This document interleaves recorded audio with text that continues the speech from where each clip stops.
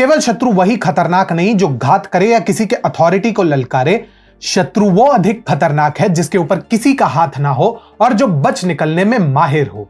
अगर किसी को लग रहा है कि अब उत्तर प्रदेश में माफिया खत्म हो चुका है तो यह अर्ध सत्य है, क्योंकि गुड्डू मुस्लिम को कमतर आंकने की भूल कोई भी कदापि नहीं कर सकता। नमस्कार मित्रों, टीएफआई पर आपका हार्दिक स्वागत है और मैं अनिमेश पांडे आपको परिचित कराऊंगा गुड्डू मुस्लिम से, जो कहां से आया, कहां से नाता रखता है, किसी को नहीं पता, परंतु जो भी इसके निशाने पर आया उसका बचना लगभग असंभव रहा है।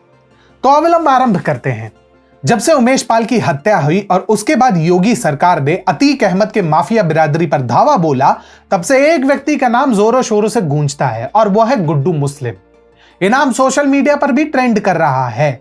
पुलिस की वांटेड लिस्ट में फिलहाल गुड्डू मुस्लिम शीर्ष पर हैं। होगा भी क्यों नहीं, इनका नाम मृत्यु से पूर्व अतीक और अशरफ की जुबान पे जो था।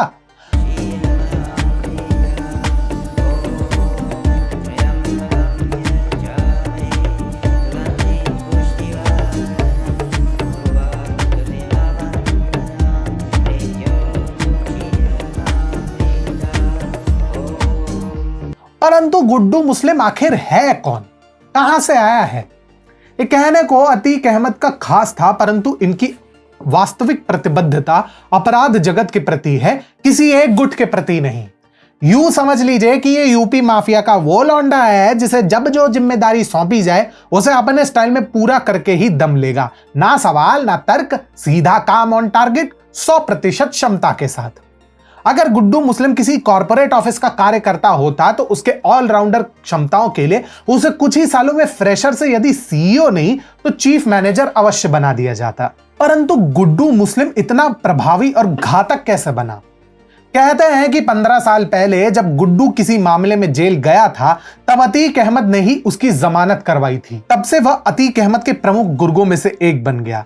गुड्डू बम बनाने का विशेषज्ञ बताया जाता है। उमेश पाल पर हमले के दौरान बमबाजी की गई थी, जो सीसीटीवी फुटेज में रिकॉर्ड भी हुई थी। इसके अलावा वह अतीक अहमद के लिए लखनऊ में टेंडर भी मैनेज करवाता था।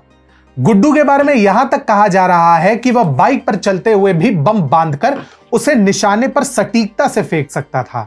उसके इसी भांति बम बनाने और उसे सटीकता से प्रक्षेपित करने के पीछे इसे गुड्डू बमबाज भी कहा जाता है।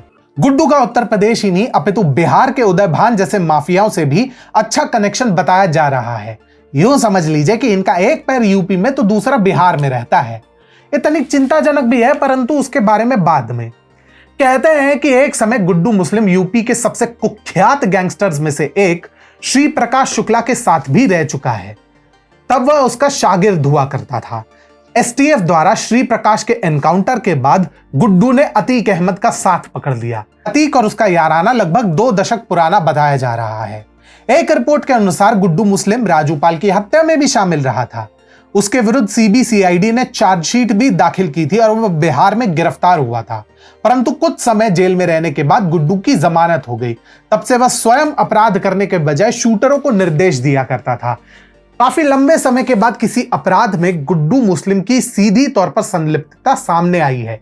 ये पुलिस के हाथों से ऐसे निकल जाता था जैसे मुट्ठी से रेत। आज से पूर्व भी गुड्डू मुस्लिम कई बार यूपी से लेकर बिहार, यहां तक कि महाराष्ट्र पुलिस के हाथ आते आते रह गया था। अतीक अहमद और अशरफ ने जब ये चर्चा की, मेन बात यह है कि गुड्डू मुस्लिम तो उसी समय उन्हें गोलियों से भून दिया गया। ऐसा क्यों हुआ? यदि गुड्डू मुस्लिम इनके प्रति निष्ठावान होता तो शायद ये नौबत भी ना आती।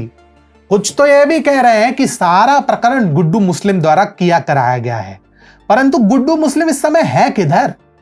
कुछ कहते हैं कि वो यूपी में है, कुछ कहते हैं महाराष्ट्र में है, तो कुछ कहते हैं कि वह बिहार में है। अब यूपी महाराष्ट्र का तो उतना नहीं पता, लेकिन अगर वह बिहार में वास्तव में है तो यह यूपी प्रशासन के लिए बहुत चिंताजनक बात है, क्योंकि एक, बिहार में अपराध प्रेमी तेजस्वी यादव और नाम के लिए नीतीश कुमार का प्रशासन है, और दूसरा, बिहार से नेपाल का बॉर्डर सटा हुआ है।